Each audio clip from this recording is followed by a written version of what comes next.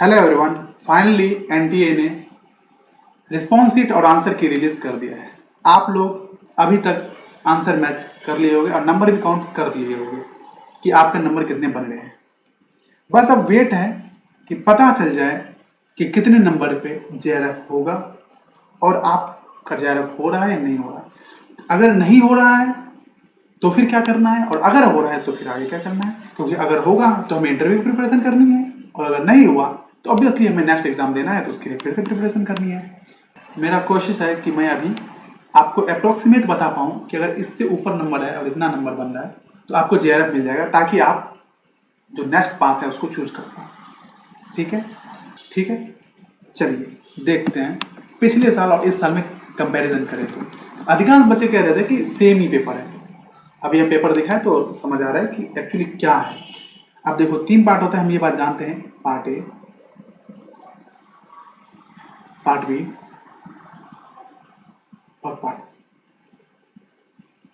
ठीक, part A का paper पिछली बार डिफिकल्ट था, मॉडरेट टू डिफिकल्ट था। ठीक, इस बार इजी रहा है। पार्ट ए कैसा है? इजी है। जिनको लॉजिकल रीजनिंग थोड़ी सी प्रॉब्लम होगी, नहीं भी आता होगा, उन्होंने भी एटलीस्ट 9-10 क्वेश्चन तो सही किए होंगे। इतना इजी था इस बार कि आप 9-10 क्वेश्चन तो सही किए होंगे। आप पिछली बार टफ था, इसीलिए पिछली बार जो कट ऑफ गई थी उससे तो ज्यादा ही जाएगी, ये कंफर्म है। क्लियर कर लो माइंड के अंदर, उससे तो ज्यादा ही रहेगी। पार्ट बी जो है वो पिछली बार के जैसे ही है, लेंदी कह सकते हो। पार्ट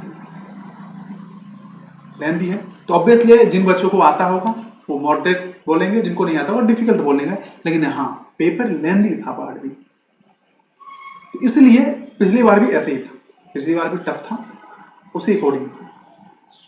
पार्ट सी, पार्ट सी क्या है? पार्ट सी में अगर आप ओवरऑल में पेपर में देखोगे ना तो एलए की जो है वो ठीक ठाक रहा है। एलए इतना मुश्किल नहीं आ रहा है, एलए ठीक ठाक रहा है।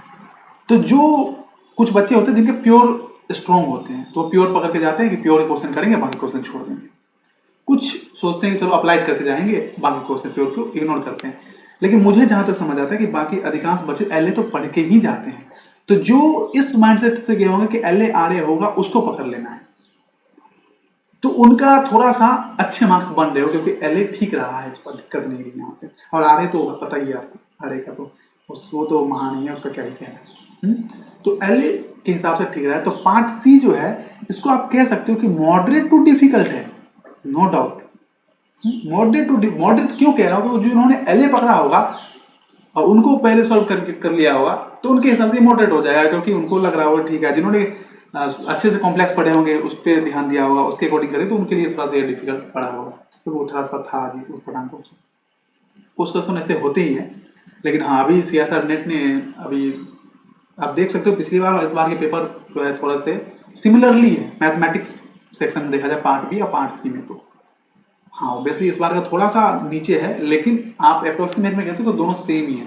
लेकिन पार्ट ए क्या है वो इजी है, इसीलिए जो पिछली बार की कटअप क्या थी अप्रोक्स 42%, हाँ 84 मार्क्स, 84 मार्क्स पे जेआरएफ मिल गया था अपना। लेकिन इस बार ऐसा नहीं होगा, इस बार ऑब्वियसली इसकी कटअप हाई जाएगी। जहां तक मैं सोच पा रहा हूँ, देखा हूँ 2-3 साल के पिछले पेपर देखोगे और पिछला पेपर और इस पेपर को कंपैरिजन करोगे तो अप्रोक्सीमेट में मेरे अकॉर्डिंग अगर आपके 97 के आसपास नंबर बन रहे हैं ना तो चांस है आपको जेआरएफ मिल जाएगा।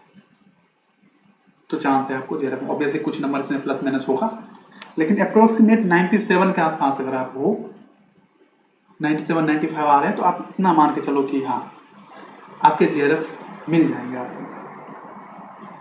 लेकिन हाँ 84 ऐसा कुछ चला जाए पिछली बार की तरफ, ऐसा नहीं होगा, उससे हाई रहेगा।